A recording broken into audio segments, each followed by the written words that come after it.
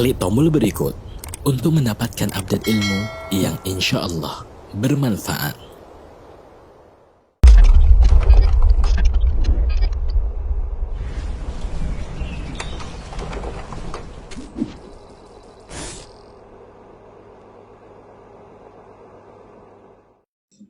Ya, Ana nih kan Ustadz sebagai istri. Jadi Ana mau bertanya Ustadz tentang masalah dalam keluarga Ana nih Ustadz. Jadi Ya. gini Ustadz, Ana hampir sudah 4 tahun menikah sama suami gitu kan Ustadz. Dan Alhamdulillah sampai sekarang belum dikaruniai keturunan sama Allah. Terus Ustadz yang mau saya tanyakan, saya ini sebagai istri kan Ustadz merasa masih belum Ustadz, belum patuh gitu sama suami gitu kan Ustadz. Nah terus dalam kami sepanjang perjalanan udah berumah tangga ini Ustadz, Ana tuh merasa kayak belum taat banget gitu kan Ustadz sama dia gitu kan. Karena kadang-kadang pertikaian gitulah, perkara kecil-kecil gitu, masalah kecil-kecil gitu jadi berantem gitu kan Ustadz. Jadi Ana merasa kayak ada dorongan untuk melawan dia gitu Ustadz gitu. Jadi Ana merasa kayaknya nggak patuh gitu. Jadi Ana sering hampir mau pisah juga Ustadz gitu. Sementara Alhamdulillah memang kami sama-sama sudah mengenal sunnah gitu Ustadz. Terkadang Ana nggak keenakan sama tetangga gitu, karena kalau dengan kami yang udah mengenal sunnah gini sering ribut gitu. Ana malu karena suami Ana juga tergolong udah gimana, pakaiannya juga udah sunnah gitu kan Ustadz. Rajin sholat ke masjid gitu lah ya kan Ustadz. Tapi dia suka marah gitu Ustadz sama Ana gitu. Ana juga kadang ngerasa kok aku gini ya gitu. Aku tuh pengennya yang bener nikahnya tuh yang seharusnya kan kalau kita udah kenal sunnah gitu Ustadz, suami itu juga nggak mau marah-marah lagi gitu kan Ustadz. Ya. Sampai Ana nih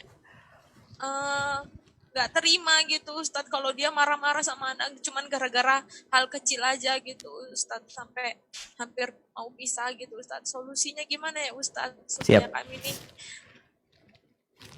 nggak ribut-ribut lagi gitu Ustadz. Masya Allah. Iya Ustadz. Barakallahu fiik. Nah ukhti, ya jamaah nih, rumah tangga tuh ada banyak masalah yang mungkin kita tidak mendengarnya. Oh subhanallah, alhamdulillah, namanya rumah itu ada temboknya. Kadang-kala ada suara-suara keluar dari jendela, ada suara keluar dari pintu atau dari bawah pintu tentang keributan yang terjadi di sana. Apa yang harus dilakukan ketika disebutkan tadi 4 tahun menikah belum dikasih anak?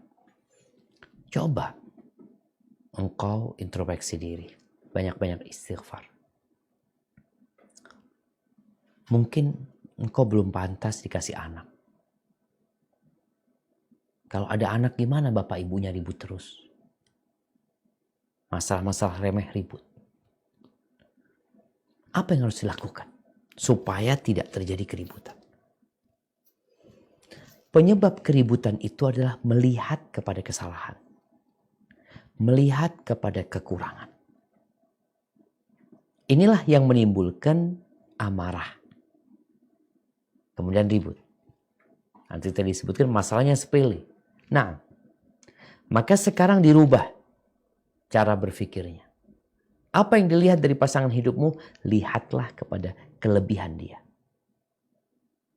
Sehingga kesalahan dia akan tertutupin. Karena ana yakin suami anti memiliki banyak kelebihan.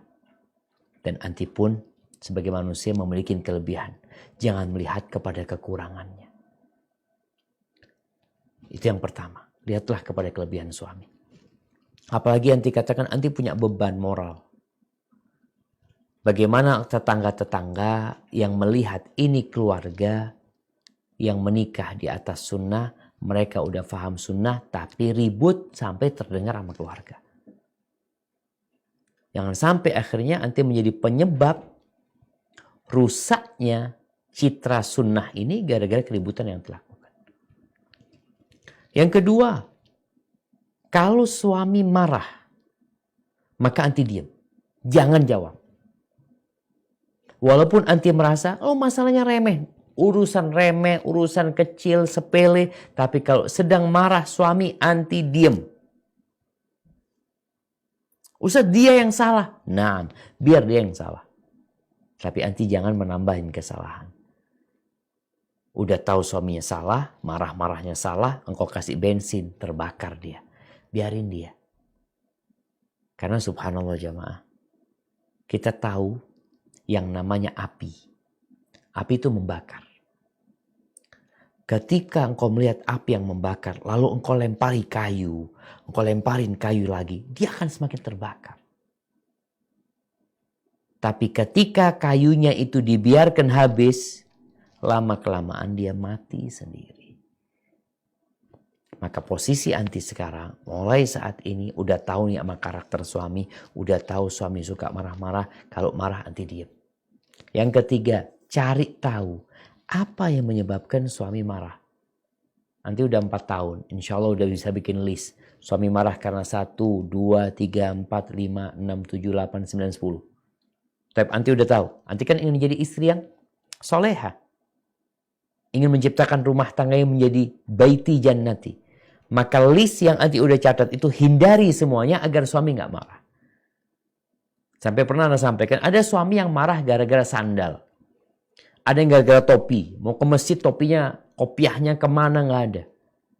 Istri yang disalahkan, anak-anak disalahkan. Ya udah, bagaimana supaya suami gak marah? Anti beli 1 lusin kopiah. Ketika suami mau berangkat ke masjid, mana kopiah? Tenang bang, bukain yang baru. Tafadhol bang. Abang tambah ganteng kalau pakai yang baru. Insya Allah, pakai dia berangkat. Artinya ternyata masalahnya ini. Masalahnya di makanan. Kalau sudah tahu masalahnya di makanan, jangan pernah makanan itu telat. Usah telat gara-gara ini, nggak ada alasan. Anti berusaha untuk memperbaiki. Karena yang bertanya anti, maka Anda memberi nasihat kepada anti. Dan ketika anti merasa marah sama suami, mungkin suami melakukan sebuah tindakan yang membuat anti marah, apa yang harus anti lakukan? Diam. Idza ghadiba ahadukum falyasut. Kalau sedang marah, diam. Kalau dalam kondisi anti berdiri, anti duduk. Dalam kondisi anti duduk marah, rebahan.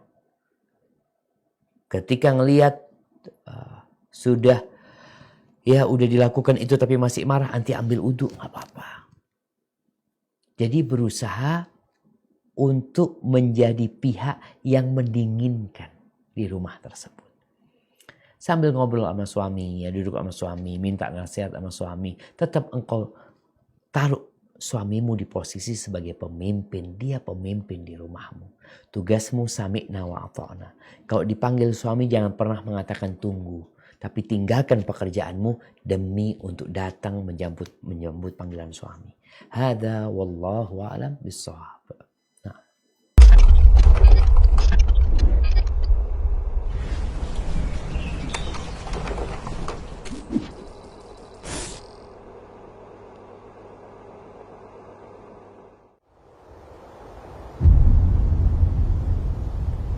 Klik tombol berikut untuk mendapatkan update ilmu yang insya Allah bermanfaat.